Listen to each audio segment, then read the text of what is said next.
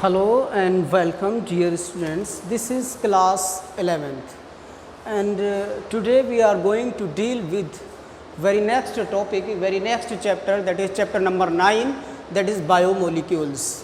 In this chapter actually हम ये जानेंगे कि जो बायोलॉजी है उसमें कौन कौन से मोलिक्यूल्स वर्कआउट करते हैं।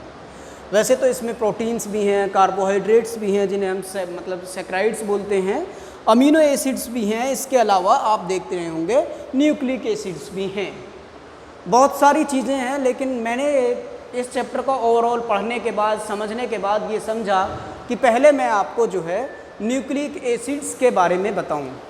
न्यूक्लिक एसिड मतलब इसके दो मायने हैं, मतलब न्यूक्लिक एसिड दो तरह का होता है, deoxy ribonucleic acid, ribonucleic acid. अब सवाल ये उठता है कि डीएनए और आरएनए दोनों में किस चीज़ का फ़र्क है, यानी दोनों जो डीएनए और आरएनए जो दो चीज़ें हैं ये एक्चुअल में क्या हैं। इसको समझने के लिए, इस डीएनए की केमिस्ट्री और आरएनए की केमिस्ट्री को समझने के लिए, इनकी कहानी को समझने के लिए हमको कुछ पीछे हटना पड़ेगा और थोड़ी सी बेसिक बातें समझनी होंगी।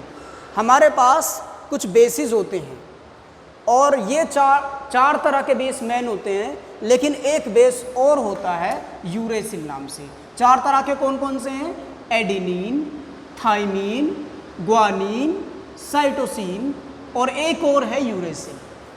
अच्छा, जो ये बेसिस हैं, जितने भी ये बेसिस हैं, यहाँ तक ये चारों बेसिस मिलते हैं आपको डीएनए में। डीएनए में आपको एडेनिन, थाइमीन, ग्वानिन, साइटोसिन नाम के जो आपके मिलते हैं। लेकिन आरएनए में क्या होता है कि थाइमीन ना हो करके थाइमीन के प्लेस पर यूरेसिल होता है। किस में मिलता है? आरएनए में। इसका मतलब ये नहीं है कि आरएनए में केवल और केवल यूरेसिल मिलता है, नो, आरएनए में यूरेसिल मिलता है सिर्फ थाइमीन की जगह। इसका मतलब आरएनए में थाइमीन नहीं होगी। जहाँ आरएनए में थाइमीन की बात होगी वहाँ थाइमीन नहीं, बल्कि वहाँ यूरेसिल होगी। आरएनए के अंदर एडेनिन भी होगी, आरएनए के अंदर ग्वानिन भी होगी, साइटोसिन भी होगी। हम कह सकते हैं डीएनए और आरएनए में एडेनिन भी होता है, ग्वानिन भी होता है, साइटोसिन भी होता है, लेकिन डीएनए में थाइमीन होता है जबकि आरएनए में यूरेसिल होता है। इनको शॉर्ट फॉर्म में हम ऐसे लिखते हैं, एडेनिन को ए, ग्वानिन को जी, साइटोसिन को सी। अगर हम बात करें डीएनए की और हम बात करें आरएनए की, तो आरएनए में एडेनिन, ग्वानिन, साइटोसिन, इसके अलावा डीएनए में थाइमीन और आरएनए में यूरेसिल होती है। अगर मेरी पूरी बात का निचोड़ जो है वो इस टेबल में छुपा है। दोनों में एडेनिन है, दोनों में ग्वानिन है, दोनों में साइटोसिन है, लेकिन दोनों में थाइमीन और यूरेसिल अलग अलग पाई जाती है। अब एक और चीज़ है, अभी हम बात करेंगे वैसे उसकी भी, कि एडेनिन जो पेयर बना सकती है, एडेनिन जो कनेक्ट हो सकती है, वो थाइमीन से कनेक्ट होती है। इसका मतलब ये हुआ डीएनए के अंदर एडेनिन और थाइमीन के बीच में एक बॉन्ड होता है और वो बॉन्ड डबल बॉन्ड होता है।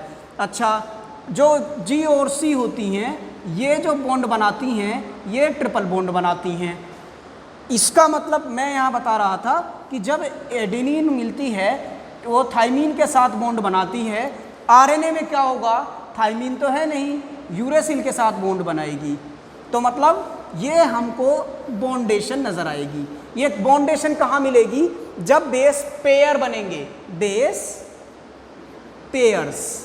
ये जो पेयर्स की बात है ना, ये पेयर कैसे बनेगा या जोड़ा कैसे बनेगा? दो बेसिस आपस में जो कनेक्ट होंगे। ऐसा नहीं है कि ए कनेक्ट हो जाए ए टी जी सी, इससे भी कनेक्ट हो जाए, या ए टी के साथ, मतलब ए तो ए खुद में है। ऐसा नहीं है कि ए जो है जी से भी कनेक्ट हो जाए, सी से भी कनेक्ट हो जाए, बल्कि सिर्फ ए टी के साथ ही कनेक्ट होगा और टी जो है ए के साथ कनेक्ट होगी। और अगर आरएनए की बात करें तो टी नहीं होगा, वहाँ केवल और केवल यू होगा। और कनेक्शन किससे होगा उसका? ए से। इसका मतलब टी और यू का कनेक्शन ए से, ए का कनेक्शन टी है यू से। अगर डीएनए की बात है तो थाइमीन से, आरएनए की बात है तो यूरेसिल से। अगर हम बात करें जी और सी की, तो ये दोनों आपस में बॉन्ड बनाती हैं। जी का ए से कोई लेना देना नहीं है, जी का टी से कोई लेना देना नहीं है। जी बॉन्ड बनाएगी सी के साथ, सी बॉन्ड बनाएगी जी के साथ। ये दोनों आपस में बॉन्ड बना सकते हैं। और कौन सा बॉन्ड बनाएंगी? Triple bond. एडेनिन और थाइमिन कौन सा बॉन्ड बनाएंगे आपस में? That is double bond. अब हम बात करेंगे बेसिस की। हमने कहानी सुनी कि adenine, thymine, cytosine, guanine, uracil 5 basis होते हैं, जिनमें से डीएनए में भी 4 मिलते हैं तो आरएनए में भी 4 मिलते हैं। अब बात करते हैं कि बेस कनेक्ट होते हैं शुगर से। अब शुगर क्या है? शुगर होती है यहाँ राइबोज शुगर। और राइबोज शुगर आपने देखी होगी, ये कैसी होती है? ये पेंटोज होती है, मतलब इसमें 5 कार्बन होते हैं। अगर कोई शुगर 3 कार्बन की है उसका नाम क्या होगा? ट्रायोज। मैं एक टेबल और बनाता हूँ, कार्बन नंबर है ना, इसमें लिख देता हूँ कार्बन नंबर, इसमें लिख देता हूँ उस शुगर का नाम जो बनेगी। अगर कार्बन नंबर 3 होंगे तो शुगर बनेगी ट्रायोज। अगर कार्बन नंबर 4 होंगे तो शुगर बनेगी टेट्रोज। कार्बन अगर 5 होंगे उस शुगर में तो शुगर बनेगी पेंटोज। और हमारी जो राइबोज शुगर है इसमें कितने कार्बन हैं? 5। इसलिए ये कौन सी शुगर हुई? Pentose sugar. यानी नंबर इस पूरी शुगर में 5 कार्बन होंगे। और अगर 6 कार्बन होंगे तो आप क्या कहेंगे उसे? हेक्सोज। ये 6 कार्बन वाली शुगर कौन सी है? आपने नाम सुना है C6H12O6? बिल्कुल राइट, C6H12O6। इसको हम क्या बोलते हैं? हेक्सोज। वैसे हम क्या समझते हैं इसको? ग्लूकोज। पेंटोज क्या है? राइबोज। राइबोज शुगर मतलब 5 कार्बन वाली शुगर। अब इसका एक बार हम स्ट्रक्चर और देखते हैं राइबोज का कैसा होता है। ये नोट कीजिए जल्दी से। नोट करने के बाद अब हम पढ़ते हैं राइबोज शुगर का स्ट्रक्चर कैसा है। अगर हमें राइबोज शुगर का स्ट्रक्चर मालूम होगा तो हम डीएनए में और आरएनए में डिफरेंशिएशन करने में कामयाब हो जाएंगे। शुगर का कुछ स्ट्रक्चर ऐसा है, यहाँ ऑक्सीजन, यहाँ पर आप मानिएगा कि OH हो सकता है, H हो सकता है, यहाँ H हो सकता है, यहाँ OH हो सकता है, यहाँ H है, यहाँ OH है। ये कार्बन के पॉइंट हैं। ये पॉइंट क्या है? आपने ऑर्गेनिक केमिस्ट्री में पढ़ा होगा कि ये कार्बन का पॉइंट है। यहाँ कार्बन होता है जिसे हम दिखाते नहीं हैं अक्सर। ये कार्बन है, ये कार्बन है, यहाँ पे कार्बन है, और इस कार्बन, हर कार्बन की 4 वैलेंसी है। देखो इसकी 4, 1 2 3 4, इसकी 1 2 3 4, मतलब टेट्रावैलेंट होता है ना कार्बन, तो सबकी इनकी 4 वैलेंसी है। 1 2 3 4, 1 2 3 4। अब इस वाले कार्बन के देखिए, carbon number 1, carbon number 2, carbon number 3, carbon number 4, carbon number 5, और 5वां कार्बन पे क्या लगा होता है? CH2OH, right. अब ये वाला जो इसका नाम है पेंटोज शुगर, इसको हम ये भी कह सकते हैं, इसका नाम है राइबोज। इसका एक्चुअल नाम क्या है? Ribose sugar. अब देखिए, जब ये राइबोज शुगर बेस से मिलेगी तो कहाँ से टच होगी? यहाँ से टच होगी। और जब यहाँ से टच होगी मतलब यहाँ क्या मिलेगा? शुगर। किस में अटैच होती है? Sorry, base. ये शुगर तो खुद है, इसमें क्या बनेगा? यहाँ बेस कनेक्ट होता है। जब कोई बेस और कोई शुगर मिलती हैं, यानी बेस और शुगर जहाँ भी आप देखोगे उसे बोलोगे न्यूक्लियोसाइड। किसको बोलोगे? बेस को, शुगर को क्या बोलोगे? Nucleoside, right. अब मान लीजिए ये शुगर है और इसमें से बेस लग गया एडेनिन। सपोज करो यहाँ एडेनिन लगा, तो अब इस पूरी बेस का और शुगर के जोड़े का पूरे का नाम क्या बना? एडिनोसिन। और अब मान लीजिए, चलिए उसकी बाद में बात करेंगे। थाइमीन अगर यहाँ लगता तो थाइमीडीन। ग्वामीन लगता तो ग्वानोसिन, साइटोसिन लगता तो साइटिडीन, यूरेसिन लगता तो यूरिडीन। मैं लिख देता हूँ, नोट डाउन कीजिए कि ये किसके नाम लिखवा रहा हूँ मैं, न्यूक्लियोसाइड के। ये क्या है, ये क्या है, से केवल बेसिस। और यहाँ मैं क्या लिख देता हूँ, न्यूक्लियोसाइड्स, इनके नाम लिख रहा हूँ मैं न्यूक्लियोसाइड के।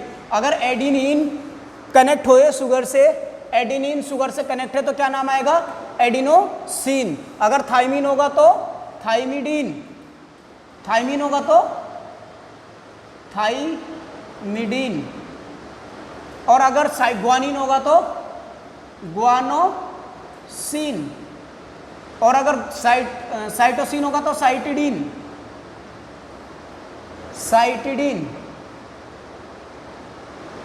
और अगर यूरेसिल होगा तो यूरिडीन, यूरिडीन। किसके नाम है ये सब, ये सब नाम है न्यूक्लियोसाइड्स के। न्यूक्लियोसाइड किसको कहते हैं, न्यूक्लियोसाइड कहते हैं उसको जो बेस और शुगर का कनेक्शन होता है। यानी बेस और शुगर अगर एक साथ मिल जाएं तो दोनों मिलने के बाद ये नाम मिलेंगे। शुगर के साथ अगर एडिनिन आया है तो उसको एडिनोसिन बोलेंगे, शुगर के साथ थाइमिन आया है तो थाइमिडीन बोलेंगे, शुगर के साथ अगर ग्वानिन आया है तो ग्वानोसिन बोलेंगे, शुगर के साथ साइटोसिन आई है तो साइटिडीन बोलेंगे। और अगर आरएनए में शुगर के साथ यूरेसिल आती है तो उसे हम यूरिडीन बोलेंगे। किस किस के जोड़े को बोलेंगे, बेस और शुगर के जोड़े को। अब एक तीसरी चीज और होती है, वो होती है फॉस्फेट। ये फॉस्फेट क्या है, ये फॉस्फोरिक एसिड से मिला है। फॉस्फोरिक एसिड का फॉर्मूला क्या है, H2PO3, H2PO3, H2PO।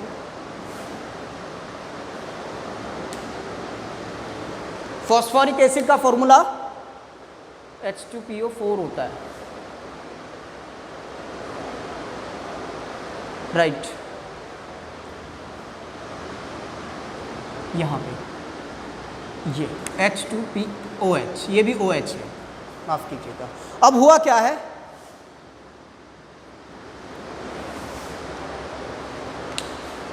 यहां पर हो ये रहा है कि इस वाले फॉस्फोरिक एसिड का जो आयन है PO3 आयन, वो यहां पर H2PO3 यार, H2PO3 आयन, ये वाला आयन इससे निकल के यहाँ अटैच होता है। ये कहाँ का पार्ट है, ये पार्ट है शुगर के। देखिए ये है आपकी बेस, ये है आपका शुगर, और शुगर में ये पांचवा जो कार्बन है, ये कार्बन नंबर 1, ये 2, ये 3, ये 4, ये 5, कार्बन नंबर 5 दिख रहा है आपको, CH2OH दिख रहा है, यस। तो उस वाले CH2OH क्या है, CH2OH ऐसे करके बनता है।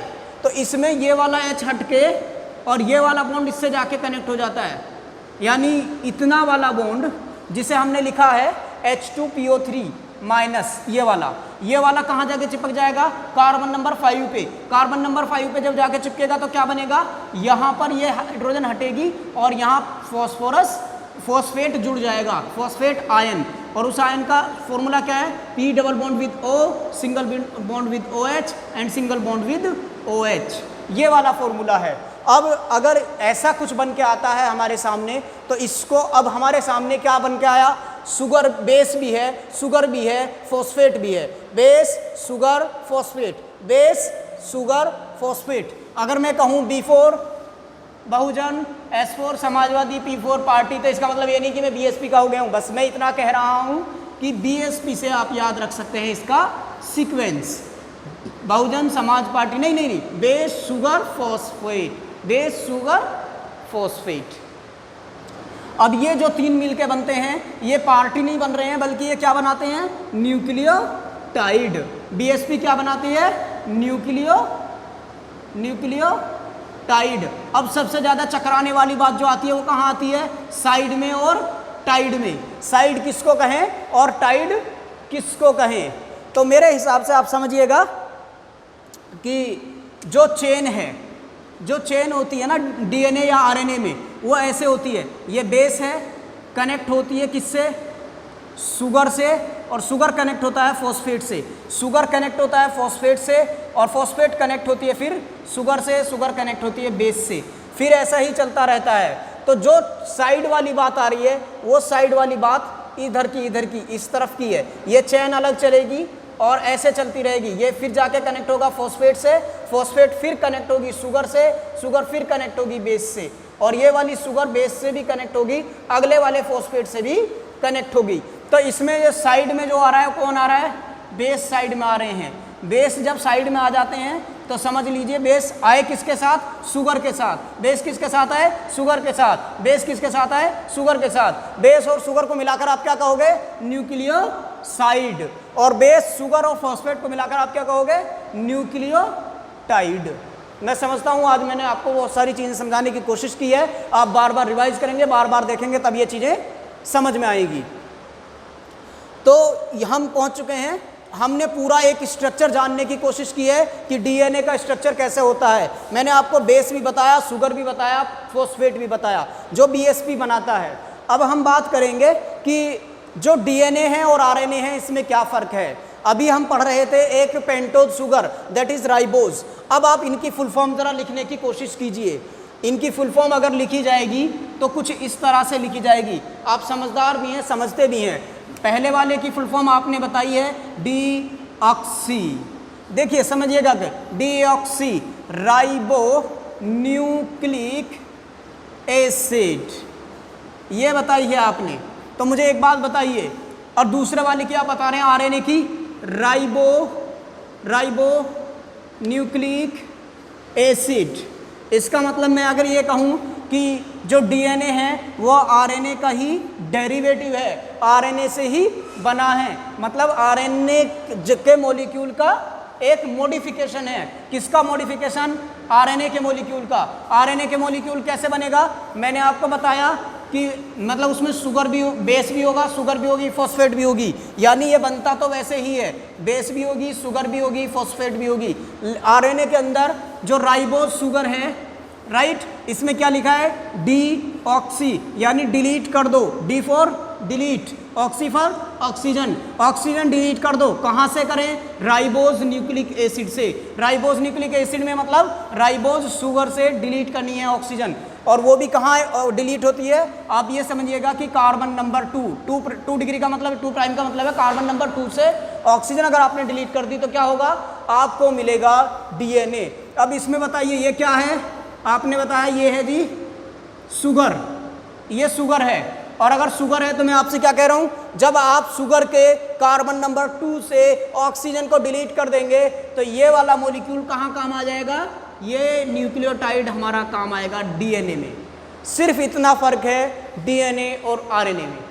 किस चीज़ का फर्क है कि शुगर के कार्बन नंबर 2 के अगर ऑक्सीजन को हटा दिया जाए तो वो डीएनए बनेगा, वो डीएनए का पार्ट बनेगा, वो डीएनए की न्यूक्लियोसाइड बनेगी, वो डीएनए की न्यूक्लियोटाइड बनेगी।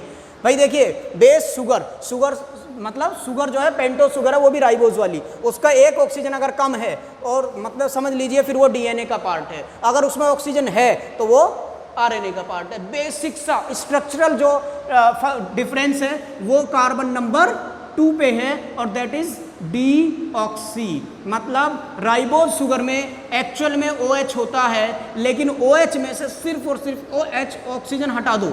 अब जब ऑक्सीजन हटाओगे तो ये वैलेंसी नहीं रहने की, इसलिए यहाँ हाइड्रोजन लगती है। मतलब कुल मिला के डीऑक्सी होने की वजह से ये डीएनए और आरएनए में फ़र्क हो जाता है। आप ये देख रहे हैं कि आरएनए हैं, पूरा का पूरा सब कुछ सेम है, बस एक टर्म जुड़ा है डीऑक्सी, और डीऑक्सी के माने हैं कि कार्बन नंबर 2 पे जो ऑक्सीजन है उसे डिलीट कर दिया जाए, उसे हटा दिया जाए, और ये जो न्यूक्लियोटाइड बने या ये वाली जो न्यूक्लियोसाइड बने वो क्या बनेगी, वो डीएनए की न्यूक्लियोसाइड या न्यूक्लियोटाइड होगी।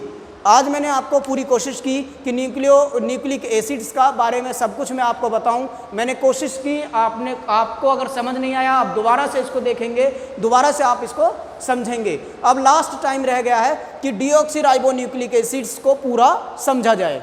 मतलब अभी हम न्यूक्लियोसाइड पढ़ रहे थे, अब न्यूक्लियोटाइड पढ़ लेते हैं। अगर एडिनोसिन है, एडिनिन क्या है, बेस। अगर ये शुगर के साथ भी हो और फॉस्फेट के साथ भी हो, यानी बेस, शुगर और फॉस्फेट तीनों मिल जाए तो क्या बनेगा, न्यूक्लियोटाइड। तो एडिनिन का न्यूक्लियोटाइड क्या कहलाएगा, यानी एडिनिन शुगर के साथ और फॉस्फेट के साथ हो तो ये क्या बनेगी, adenylic acid, thymidinic acid, guanylic acid. Cytidinic acid, uric acid. तो ये जो मैंने आपको समझाया, ये अभी इक एसिड जो चल रहा है वही तो इक एसिड है। और इक एसिड आपने पढ़ा होगा, ये जो इक एसिड है ये एक्चुअल में क्या है, ये इक एसिड आपके ओइक एसिड कहलाते हैं, कार्बोक्सिलिक एसिड कहलाते हैं। मतलब ये किसका होता है, ओइक एसिड किसको कहते हैं, जो कार्बोक्सिलिक एसिड होते हैं जिनमें कि डबल बॉन्ड COOH का फॉर्मूला मिलता है, जिसे आप C double bond O single bond OH और यहाँ सिंगल बॉन्ड, ये जिसमें मिल जाता है उसको बोलते हैं। तो आप सभी ने, मैं समझता हूँ कि आपने आज इस टॉपिक को अच्छे से समझा और सुना होगा। समझने और सुनने के लिए आज बस इतना ही। Thanks a lot for being with me. Have a nice day.